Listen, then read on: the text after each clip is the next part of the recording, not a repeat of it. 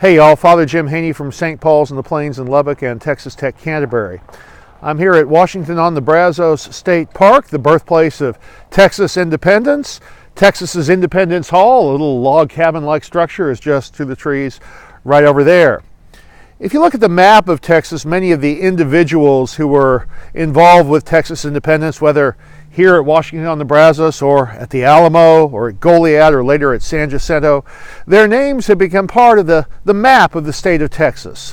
Cities, counties named for many of these individuals. The most famous probably are, you've got Austin and Houston, very large cities. Austin's in Travis County for Colonel Travis, defender of the Alamo. There are Crockett's and Bowies scattered around. There are all kinds of Bowie and Crockett high schools and Travis high schools and all of those things.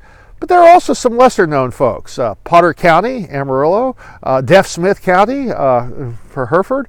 When I was fresh out of seminary, I lived in Hardeman County, named for one of the signers of the Texas Declaration of Independence. And right next door, I was also in charge of the church, St. Luke's Episcopal Church in Childress, named for George Childress, the guy who's right here behind me, the author of the Texas Declaration of Independence. Now, George Childress was not Thomas Jefferson. In fact, he apparently rode into town and probably had most of the Declaration pre-written. The Constitution, the Declaration, the Convention got together one day, and the next day they passed the Declaration. He was on the Declaration Committee, and historians speculate that he maybe had it drawn up already in his pocket, more or less, ready to go. And if you read the Texas Declaration, it's very much reminiscent of the United States Declaration of Independence by Thomas Jefferson from 1776.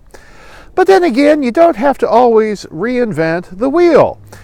Independence is independence. A Declaration of Independence is a Declaration of Independence. And if Jefferson's words are good, why do you have to try to do much better than that? And so Childress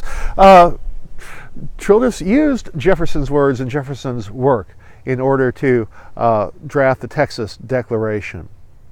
As Christians, we don't have to reinvent the wheel either. We are not called to forge new ground so much as to follow our Lord. Jesus has laid down the pathway for us, and we are to take up our own crosses and follow Him. The wonderful illustration, we don't have to be like the sun emitting light. We simply have to be like the moon and reflect the light of God, the light of Christ that's present in our lives. We're still in the Easter season. In the 15th chapter of 1 Corinthians, St. Paul talks about Jesus being the first fruits, the first of the harvest, and yet we follow along as a future harvest. He is the first to be raised from the dead, but we also will follow in the resurrection of the dead.